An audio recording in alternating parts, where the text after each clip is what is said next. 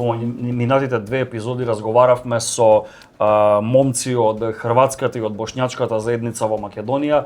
Сега ги имаме нашите пријатели од турската заедница. Како тие го доживеа првиот меч со Австралија и што очекуваат понатаму? Па во наредните неколку минути ве оставаме да се дружите со нив. Во првите две епизоди од Мундокаст разговаравме со нашите сограѓани од Македонија, меѓутоа кои што доаѓаат од хрватската и од бошњачката заедница во врска со очекувањата од тие репрезентации на светското првенство кое што е во тек, а денеска со нас се нашите пријатели од турската заедница, луѓе кои што навиваат за репрезентација која што имат доста силни имиња на овој мондијал, а денеска разговараме со Саит и Дженгиз. Момци, фала ви прво што прифативте сте наши гости. Фала на поканата. Турција видовме имаше доста шанси на првиот надпревар, но пораз од Австралија. 2-0, колку е Сајт тоа очекувано и што буди тоа кај вас сете по почетокот на мондијалот? Да. Значи, кога се зборува за мондијал како светско првенство, секогаш емоциите се на прв план. Дали тоа исто и кај нас, и кај тимот. Значи, кај репрезентацијата на Турција, значи, после поминување на квалификации, кога се пласира, значи, за светско првенство, имаше голема еуфорија во Република Турција, тоа се виде и како ги испратија целиот тим. Значи, со еден спектакуларен начин беа испратени во Америка, кај што турците вообичајно се еуфорични секогаш за вакви настапи, кои што секогаш сакаат да имаат успех во вакви турнири. Тоа се чувствували во Македонија. Како гледаат турците во Македонија на ова? Да, значи турците секогаш се возбудени тука со тоа што секогаш сакаат да има успех. Значи Турција да дојде до повисоките места, пошто навистина имаат многу квалитетни фудбалери кои што настапуваат во европските клубови. Но очекувавте ли пораст на старт? Не, значи изненадување беше. Чак и капитенот Хакан Чалханогlu кога го прашаа пред утакмица, рече дека ние ќе доминираме со нашиот стил на игра, но доминацијата секогаш не значи дека треба да се победи. Значи, секоја екипа, видовте вие и во другите надпревари кај што има изненадувања.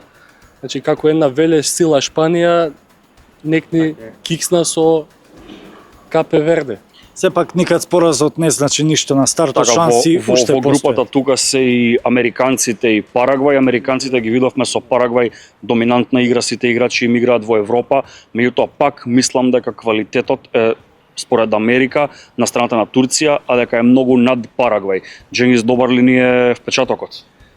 Видете, сега се слагам со Сајт, значи Турција има доста талентирани играчи, како Арда Гюлер, Кенан Йилдыз, Бараш Алпер, исто така и од одбраната.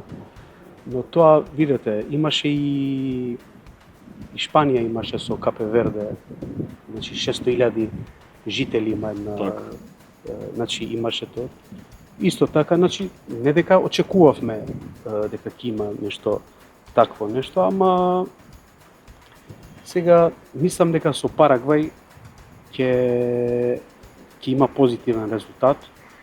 Ќе дадат све од себе, пошто уште две утакмици се во прашање, исто со Америка.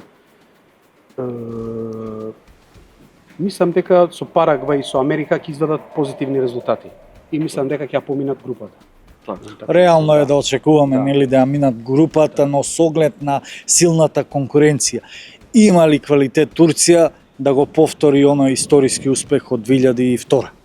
Така, значи после 26 години, ако 24 години, извинете, Турција значи се пласира во светско првенство, кој што беше еден долг период што не се пласираше во светско првенство. Тоа беше големо разочарување. Значи после тоа значи се очекува Турција да минимум да стигне до осмина финале.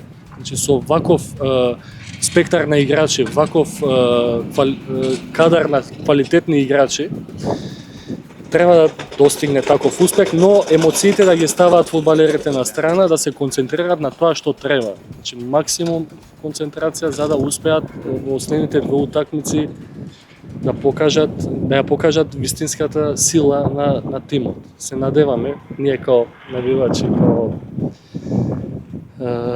турци во Македонија кои што живееме, да покажат навистина доминација и да се од себе и се надеваме дека ќе успеат.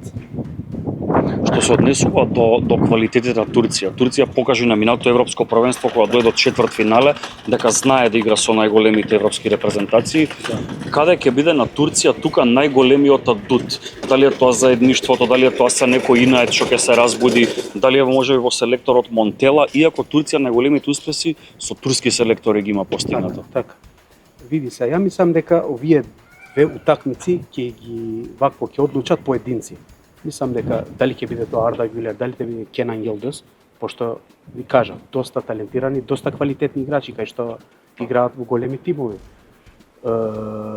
Мислам дека тоа е колективна игра фудбалот. Ама мислам дека поединци ќе одлучат и тврдам дека ќе дадат све од себе и групите ќе ги поминеме, значи тоа сме 100% убедени и сајд вика осмина финале, ја мислам дека четвртфинале ќе стигнеме, да. Не е нереално, не е нереално. Има тим, сака.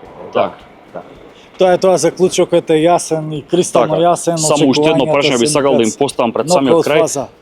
Поразговаравме за репрезентацијата. За кого навивате во турскиот клупски фудбал? Ова прашање го очекував. Ја најавам за Галатасарај и сум, значи што се вика, доста голем најваш на Галатасарај. Да се надеваме на спротиставени ставови. Да, спротиставени. Значи ние сме другари уште од мали години од градинка, кој што другарството си продолжува, но тука кога станува збор за екипи во Турција, немаме исти ставови. Значи јас за Бешикташ навивам, Страсен најваш на Бешикташ сум. Така да. Значи заеднички не го сакате Фенербахче. Да, не го сакаме. Да. Добар заклучок. Може би термините на турската репрезентација се утрински, не можеме да доловиме атмосферата во Скопје. Се надеваме дека ако догураме, а реални се шансите во нокаут фазата, ќе имаме што повеќе да покажеме и во Мундок.